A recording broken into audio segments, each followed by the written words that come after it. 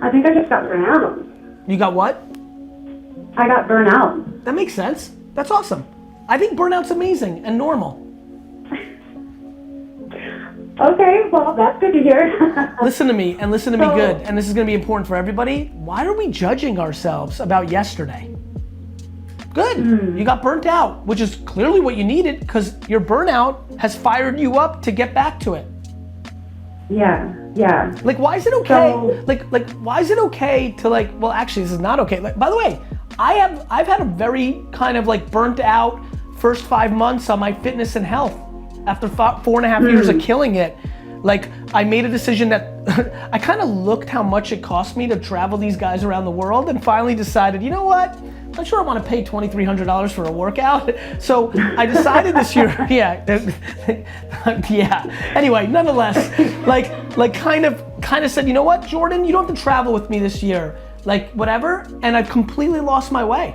I'm super fired. I got real lucky because he was wrapping up, and literally in a week, Mike comes back, and it's gonna be Mike for 3 months, Jordan for 3 months, Mike for 3 months, Jordan for 3 months.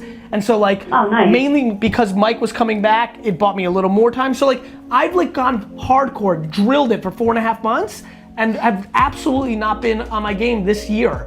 And I've really not been on my game the last 6 to 8 weeks. And okay. I'm definitely carrying that extra 8 pounds that I don't feel good about. It's on my mind. I'm sharing with you now, but I'm not overjudging that. Like what? Yeah. I'll just get back. I know I'm gonna get going again, and it'll be awesome. Right. And yeah. I just don't judge your burnout. So what would you do going forward? How do you connect with your customer base and be like, hey, Call sorry them. I went my egg? Call them.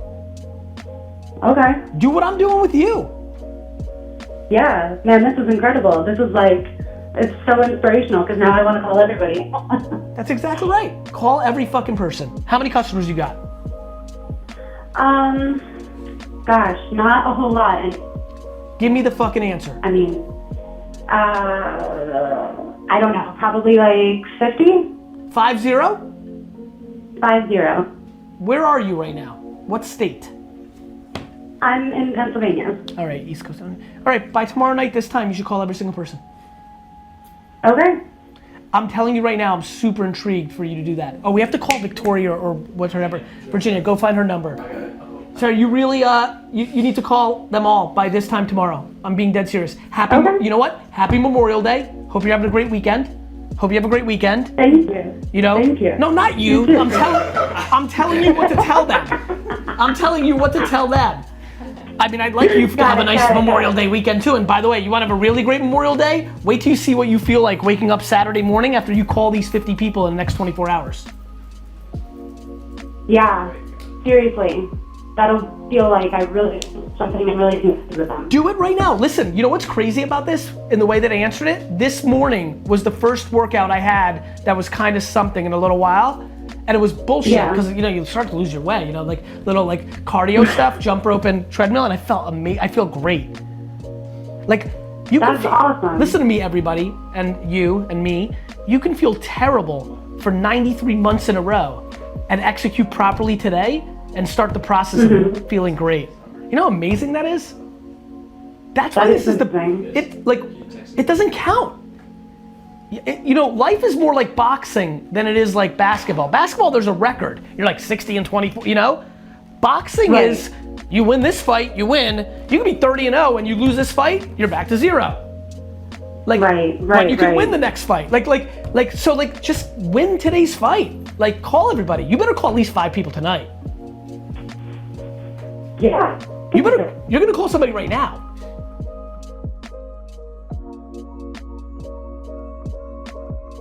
Let me ask you a question, straight up, no bullshit. Yeah. Which one do you feel best about? You like the most and feel has the most upside? Net best of these 3 things, which one do you feel best about? Well, so the interesting thing is the band, the 4-piece band, Sons of Guns, that's what I feel best about, but there's 3 other guys involved, live in 3 different places. Yeah, but that's the answer to your question, just so you know. Yeah, I have less control over that, and so with my solo project, So why do you feel best about that? Because best doesn't mean what you think is furthest along right now. Best means net, right? Yeah. You can't be yeah. like the four piece is best, and then then the next thing's coming out of your mouth were 4 reasons why not. So maybe you thought maybe that's the furthest along from a short-term success standpoint, but maybe it's not the best. Right. Yeah. No, I mean, I definitely, it's got to be Dear Mr. Henshaw. It's a solo project.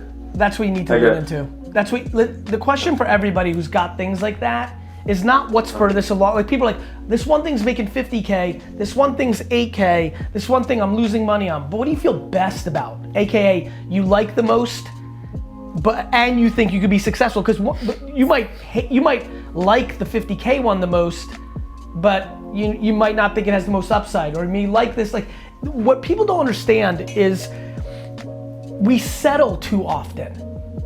And what we need to move in on is the thing that checks as many of the boxes as possible. When you're faced with choices and you don't know, you go with the one that if all works out, everybody goes with defense. They have 3 things in front of them, they're like, what can go wrong? I go the other way.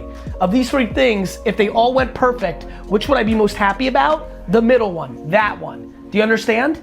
Now, you have to balance that with delusion. You may like your solo alter ego project the most because you don't get feedback from anybody else. You might be delusional.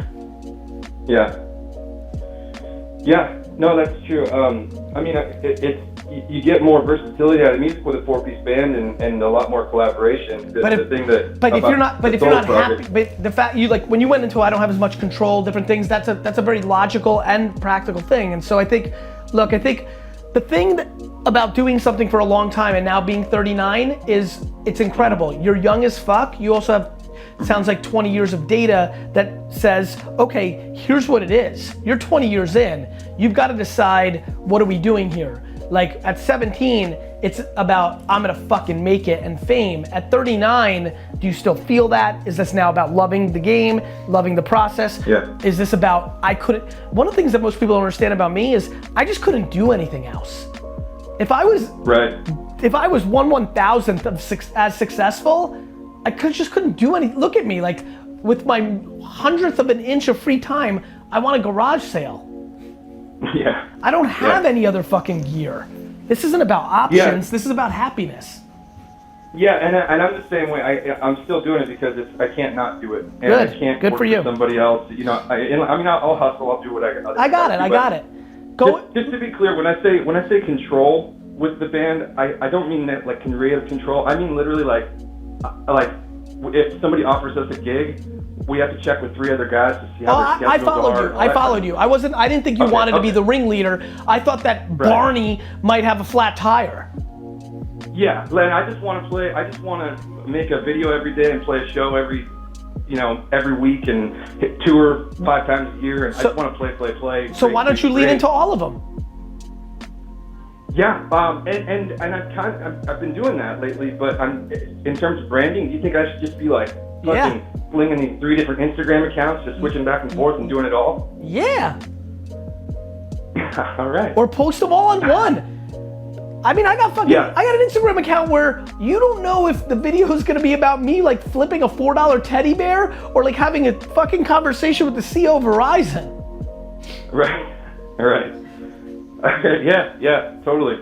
Just be you. Okay. Cool. See ya. Getting back to be you. Go ahead, Andy. I'm ready. Like, by the way, everybody who's watching, like the only advantage you have is you. There's so much content at this point. Like, you playing some character or trying to compete in some vanilla game is no shot. Like, the only thing you have is your subtle ridiculousness.